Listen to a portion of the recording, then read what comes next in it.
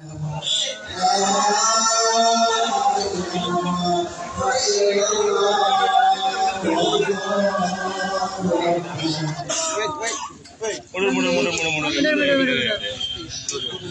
MNC. Ya, makasih. Ya, yang itu udah, Bu. Ya. Yang udah ke belakang.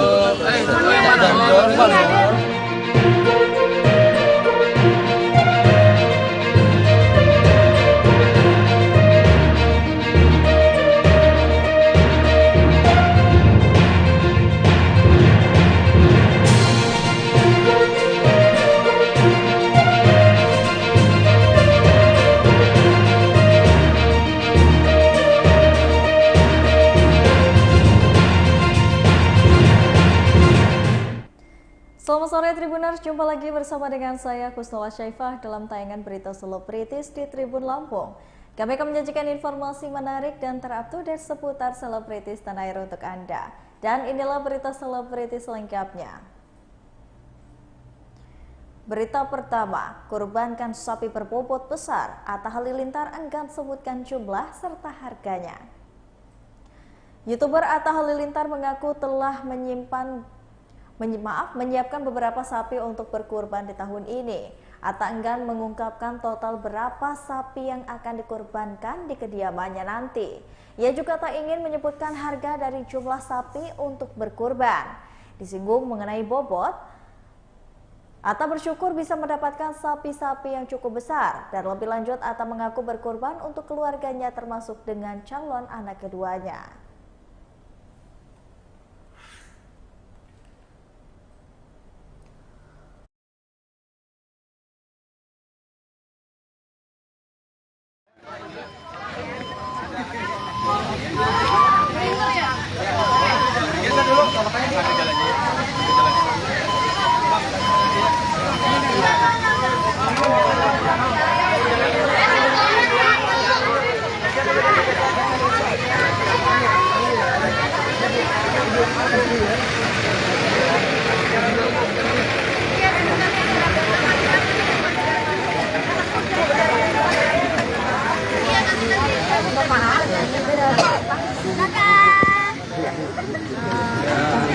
Umi, ya Allah, ini maksud seperti apa sih?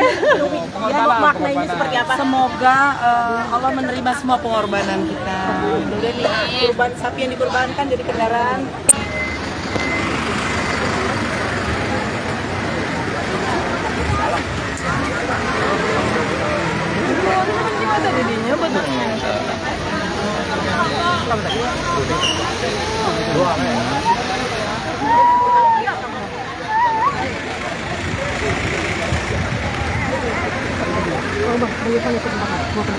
Atau satu baris saja, Pak. Baris. Ya, Bang, geser, Bang. Dorong ya, jangan dorong. Makasih ya. Ya, terima kasih. Gimana? Dulu kemarin. Oh iya. Satu baris. Oh iya Bang. Baris. Ini mau yang satu ketiga. Oh iya punya Baris. Ya, bentar ya. Apa sabar. Saya kasih dulu. Makan. Apa ini? Ya. Yuk. Maaf. Satu. Belum coba lagi nih. Kabutnya. Oh, ya. Terima kasih. Sehat ya, Pak. Amin. Iya. Ayo, Bu. Yuk, kuponnya jangan lupa dikasih ya, Bu. Kuponnya. Makasih. Ya, yang itu udah, Bu. Ya. Yang udah ke belakang. Mana adanya? Terima kasih. Dapat ya?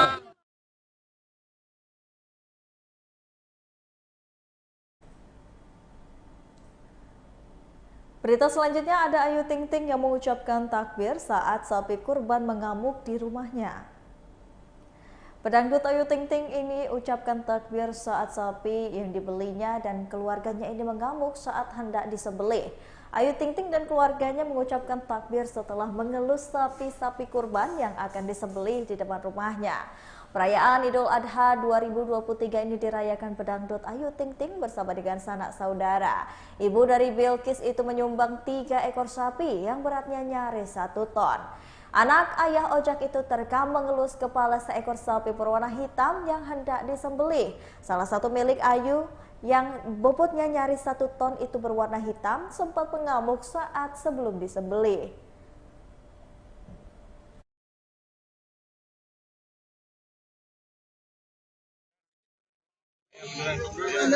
Mundur. Ya mati sih kan. Oke, Neng Ayu gimana nih udah sholat Id?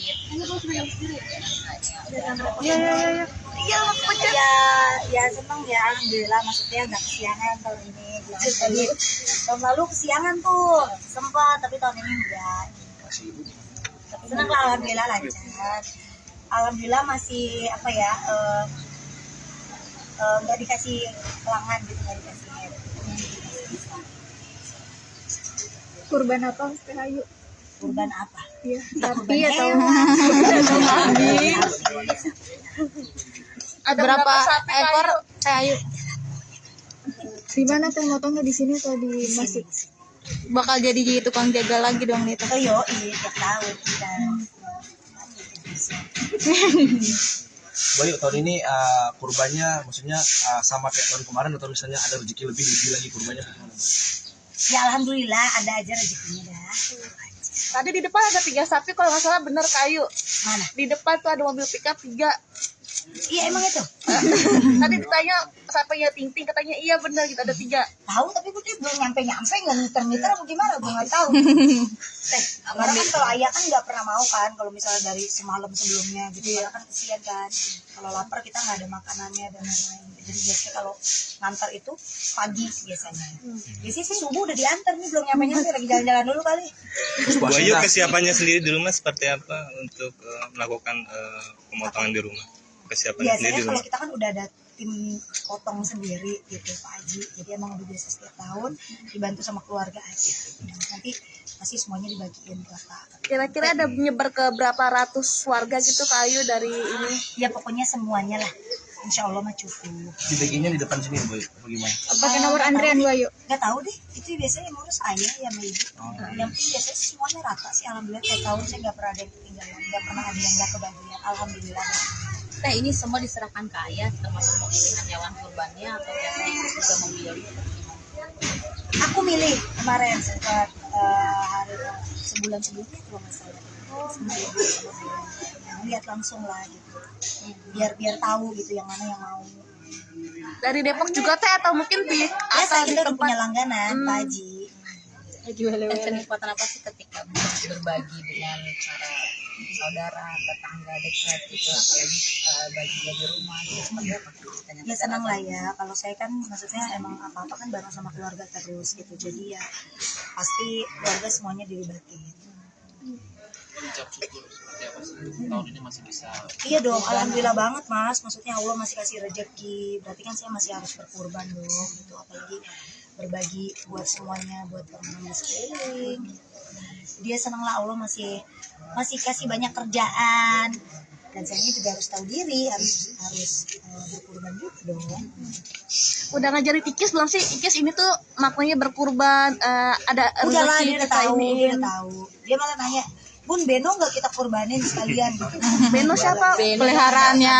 Oh, kambing peliharaannya ayah. Ayah kan. Terus sekarang nggak tega kalau motong si Beno mah. Tadinya kan Beno mau ditukar, cuma jadi biarin aja di peternakan ada di tempat aja. Dan biarin dia ditaruh dulu lagi. Seperti komplain ayah gak sih kok Beno yang mau dipotong? Seperti komplain sama ayah gak? Iyalah, ayah nggak bakal mau lah. Kambingnya dipotong mah nggak bakal mau dia. Jadi nggak dikasih. Tadinya kan pengen rencananya kata Bilqis mau potong aja, bagi-bagi dagingnya ya, daripada Beno nggak kita rawat. Ya, bukan berarti.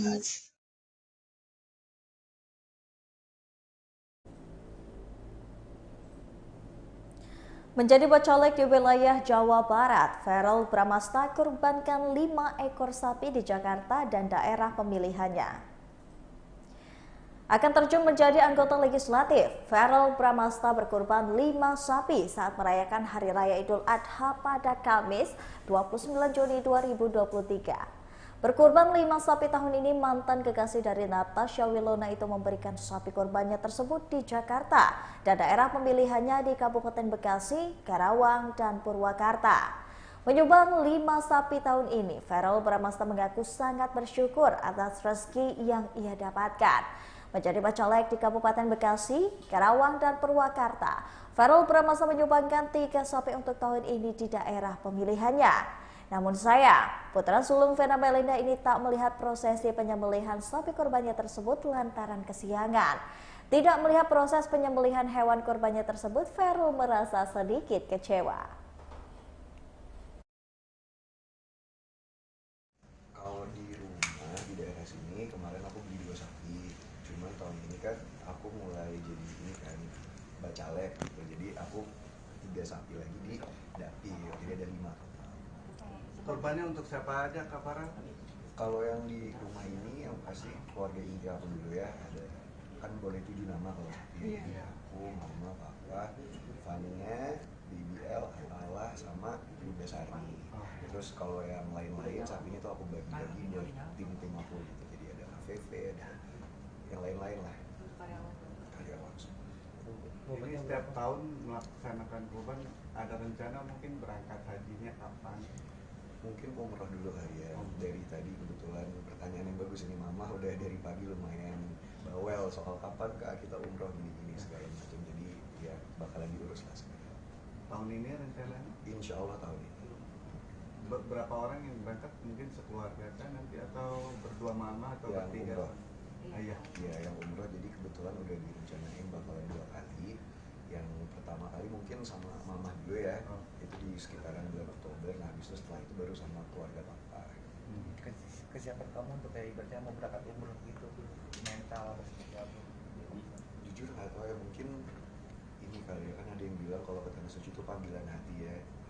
Tahun ini udah 3 kali batal umroh yang harusnya dari awal tahun sampai pertengahan tahun, jadi ada aja gitu masalah-masalah. Semoga di akhir tahun ini lancar dan nggak ada masalah, jadi persiapannya lebih ke ya semoga dikasih kesempatan. Doa apa sih nantinya yang disiapkan ketika di rumah? Allah ya, dapat jodoh. Amin. Ya, maksudnya ditunjukkan inilah yang terbaik. Kalau sama orang-orang baik didekatkan, sama orang-orang yang kurang baik dijauhkan, terus diyakinkan hatinya dalam pilihan-pilihan yang akan diambil dalam hidup. Terus yang paling penting ingin mendoakan semua keluarga aku dan orang-orang yang aku sayang tuh dijagalah sama Allah.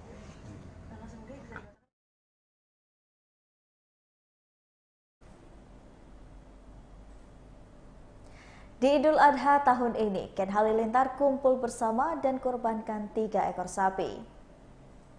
Keluarga besar Atta Halilintar atau Ken Halilintar ini berkumpul di Hari Raya Idul Adha pada 2023. Acara kumpul-kumpul itu digelar di kawasan Pondok Indah, Jakarta Selatan pada Kamis 29 Juni 2023. Dalam Idul Adha ini, Ken Halilintar berkurban 3 sapi jumbo berjenis limosin dan salah satunya bernama Tempe.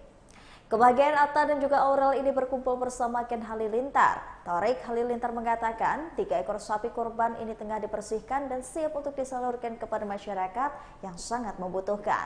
Thorik mengatakan sapi tersebut disembelih lebih pertama karena sapi itu lebih agresif.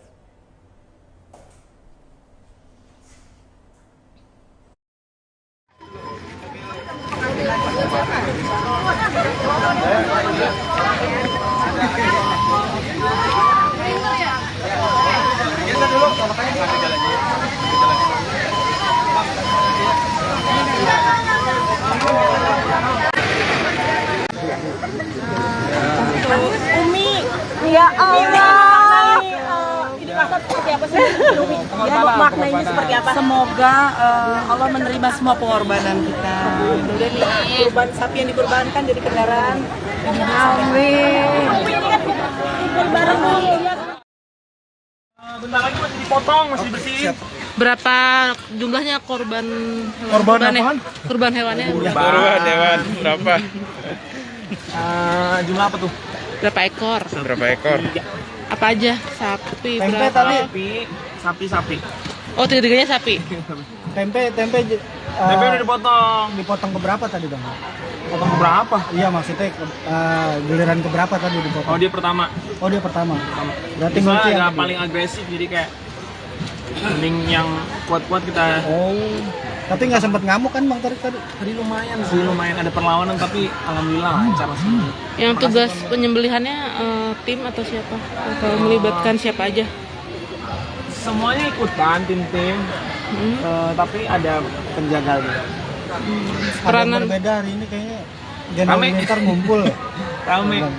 Terus ini mau jalan-jalan lagi sama keluarga. Oh iya. Kemana aja rencananya hari ini? Jalan-jalan. Udah deh. Oke Bang, makasih. Makasih Bang Tarik.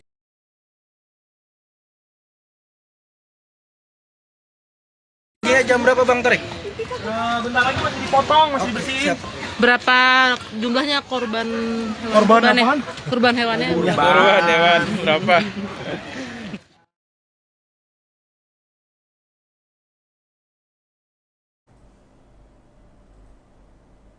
Berita selanjutnya ada dari Prilly Latuconsina dan juga Reval Hadi yang dikurung di ruang gelap jelang syuting film ketika berhenti di sini.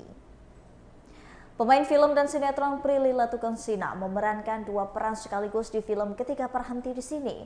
Prilly Latuconsina menjadi pemain sekaligus produser di film yang disutradarai Umay Shahab itu.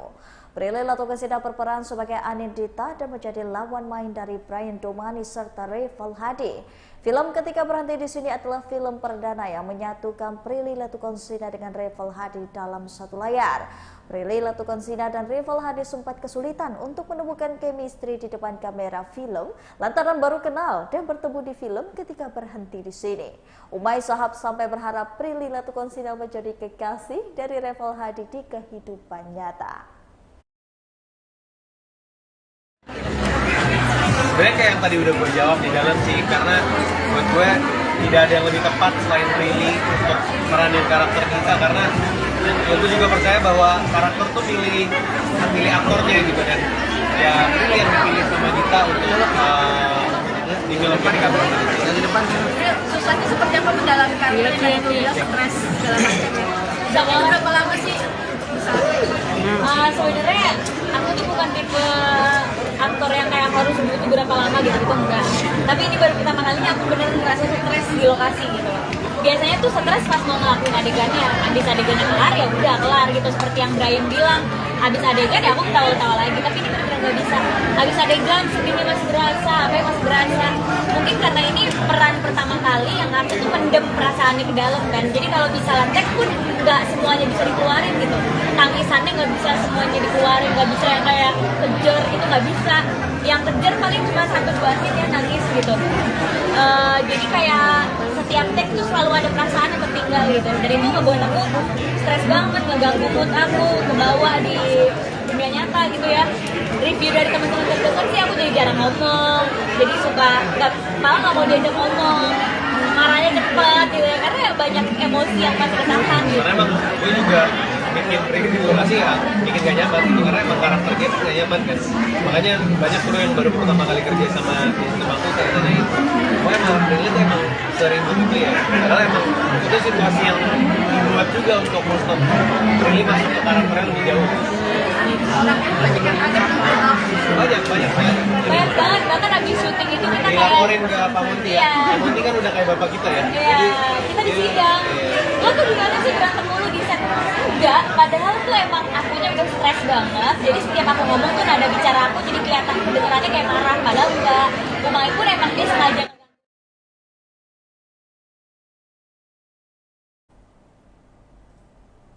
Baiklah Tribuner, setelah tadi berita selebritis di Tribun Lampung bersama dengan saya Kusnula Syaifah. Jangan lupa untuk terus saksikan video selengkapnya di YouTube Tribun Lampung News Video, Facebook Tribun Lampung, Instagram Tribun Lampung, dan juga TikTok Tribun Lampung untuk bisa mendapatkan informasi terupdate lainnya. Selamat sore dan sampai jumpa.